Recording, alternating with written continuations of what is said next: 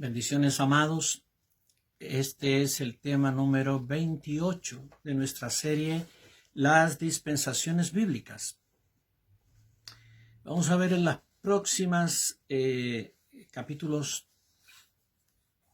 una serie de diferencias que necesitamos entender, diferencias entre la dispensación de la ley y la dispensación de la gracia. ¿Y por qué lo necesitamos entender? Si tú miras y lees las cartas del apóstol Pablo, el apóstol Pablo, dentro de toda su doctrina, todo lo que él enseñó, él fue el mayor revelador de la gracia del Señor a su pueblo, la iglesia. Y él sostuvo una lucha constante por la pureza de esta doctrina. Llamó él a esto la sana doctrina. ¿Por qué? Porque la iglesia judía en el primer siglo era una iglesia maravillosa en muchos sentidos, pero en el tema doctrinal, la iglesia en Jerusalén nunca se separó completamente de la práctica de la ley.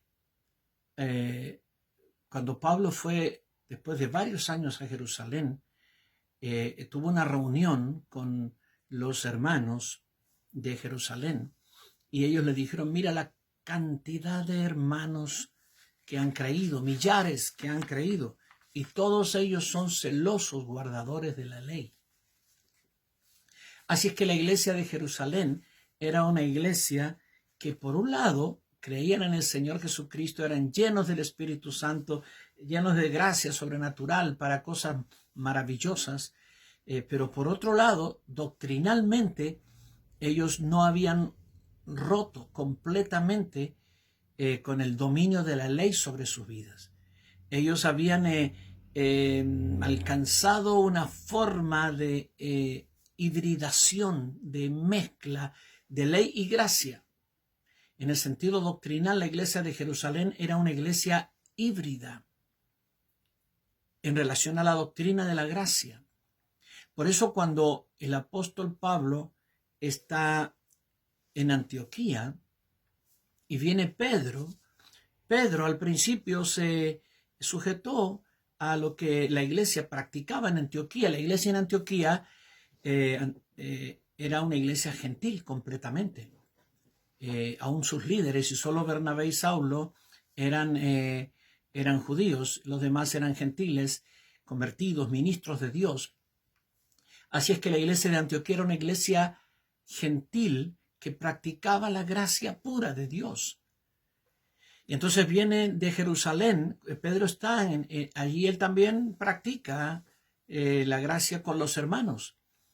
Pero cuando vienen un grupo de hermanos de Jerusalén, influyen sobre Pedro y Pedro cambia con la iglesia. El apóstol Pablo dice en Gálatas, Pedro entró en una hipocresía, lo tuve que resistir públicamente y reprenderlo delante de los hermanos, porque hasta que vinieron los de Jerusalén, él estaba practicando la libertad de la gracia, pero cuando vienen los de Jerusalén, él bajo la influencia de estos hermanos, él se aparta aún no come con los hermanos gentiles y vuelve a practicar todo lo que en Jerusalén se hace, es decir, ley y gracia, esa mezcla de ley y gracia, esa mezcla híbrida de ley y gracia, y eso trajo problemas.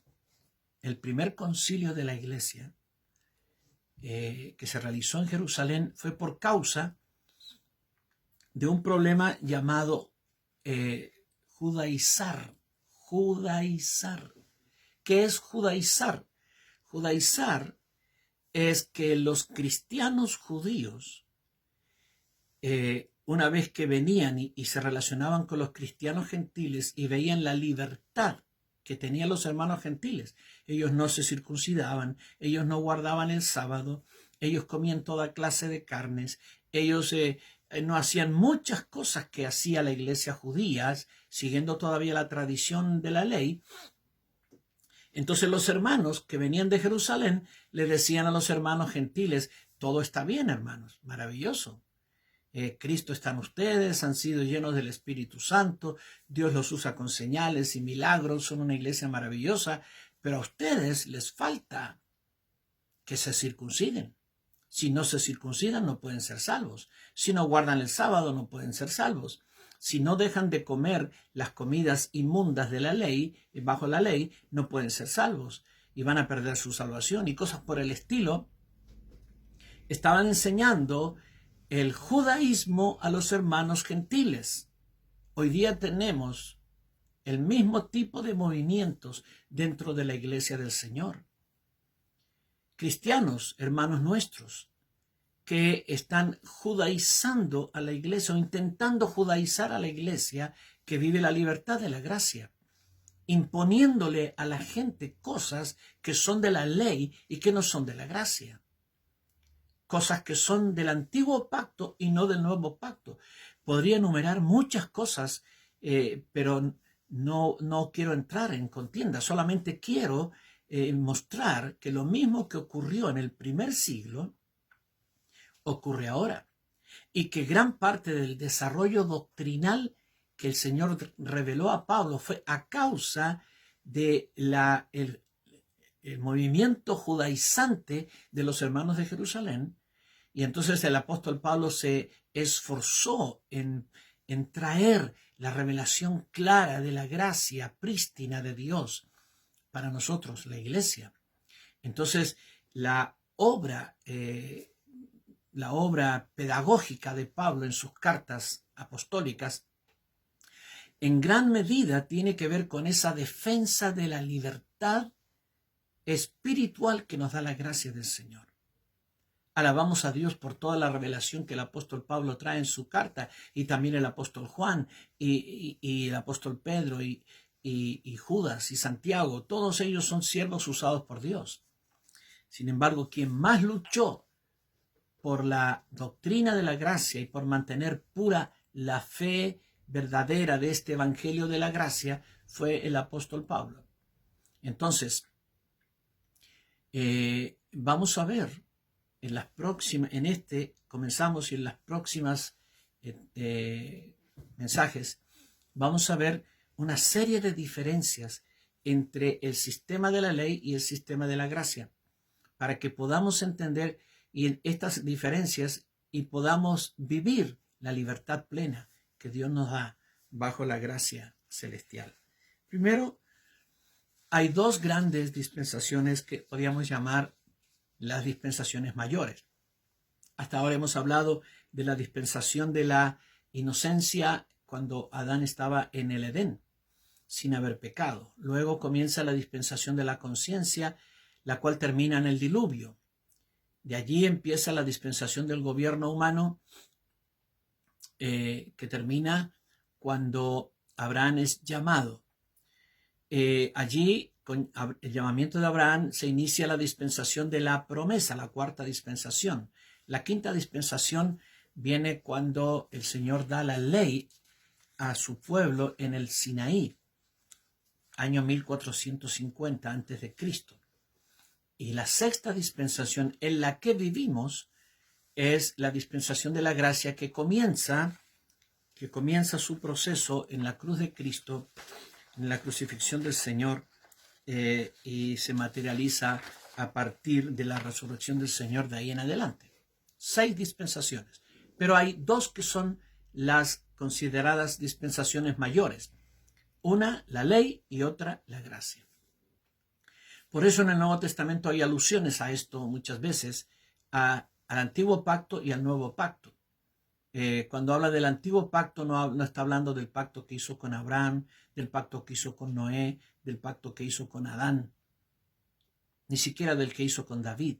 Está hablando del pacto que hizo por medio de Moisés y el pacto que trajo por medio de Cristo, la ley y la gracia, las 2 dispensaciones mayores, cada una establecida y comenzada con un pacto. La ley es un pacto de obras, de hacer.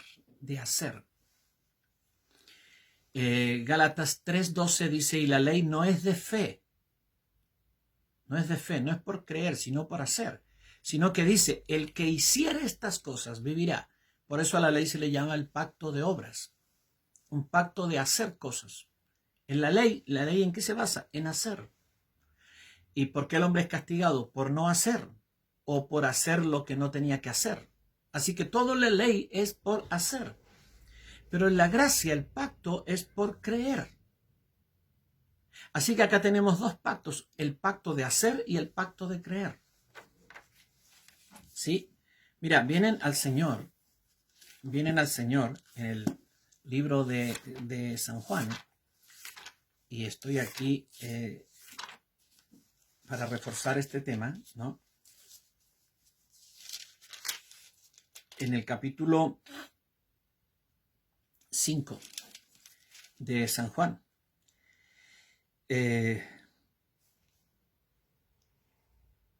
Después de estas cosas, sí, bien, aquí está, dice, los judíos le perseguían y procuraban matarle porque hacía estas cosas, había sanado a un paralítico el día de reposo. Respondió Jesús, mi Padre hasta ahora trabaja y yo trabajo, ¿sí? Muy bien. Entonces los judíos le preguntan, Señor, ¿qué tenemos que hacer? ¿Qué tenemos que hacer para cumplir las obras de Dios? Y el Señor le dice, esta es la obra de Dios. Ellos dicen, ¿qué hay que hacer? ¿Qué hay que hacer para cumplir las obras de Dios? ¿Sí? Y el Señor le dice, esta es la obra de Dios, que creáis en el que Él ha enviado. Así que los judíos están pensando en hacer y Cristo está pensando en creer. El pacto de la ley se fundamenta en hacer. El pacto de la gracia se fundamenta en creer. En Romanos 3, 21 al 28 dice, pero ahora, aparte de la ley, se ha manifestado la justicia de Dios testificada por la ley y por los profetas. La justicia de Dios por medio de la fe. Escucha, la justicia de Dios por medio de la fe en Jesucristo para todos los que creen en Él, porque no hay diferencia, por cuanto todos pecaron y están destituidos de la gloria de Dios, siendo justificados gratuitamente por su gracia mediante la redención que es en Cristo Jesús, a quien Dios puso como propiciación por medio de la fe en su sangre, para manifestar su justicia, a causa de haber pasado por alto en su paciencia con los pecados pasados, con la mira de manifestar en este tiempo su justicia, a fin de que Él sea el justo y el que justifica al que es de la fe de Jesús. ¿Dónde está, pues, la jactancia? Queda excluida. ¿Por cuál ley? ¿Por la de las obras? No, sino por la ley de la fe. Concluimos, pues, que el hombre es justificado por la fe sin las obras de la ley. Así que mira qué tremenda diferencia entre estos dos pactos. Uno se basa en hacer, otro se basa en creer. Por eso ahora uno es llamado viejo pacto y otro es llamado nuevo pacto. Por eso en Hebreos 8, al final, versículo 13 dice, al decir nuevo pacto, ha dado por viejo al primero, y lo que se da por viejo se envejece y está próximo a desaparecer. Así que acá tenemos las primeras dos diferencias entre la ley y la gracia. Primero, que son dos pactos y dos sistemas distintos. Y segundo, que uno es un pacto, uno se establece en base a un pacto de hacer, de obras, y otro se establece en base a un pacto de creer. Si tú estás bajo la ley, tú te preocupas por hacer. Si tú estás bajo la gracia, tú te preocupas por creer. No es que bajo la gracia no haces, por el contrario, haces muchas cosas. Sin embargo, todo lo que tienes que hacer es por la fe, si no, no sirve. No es solo practicar, no es cumplir, no es como el religioso que va, cumple y hace y cree que está justificado delante de Dios. En la gracia no es así, es por la fe. Aleluya.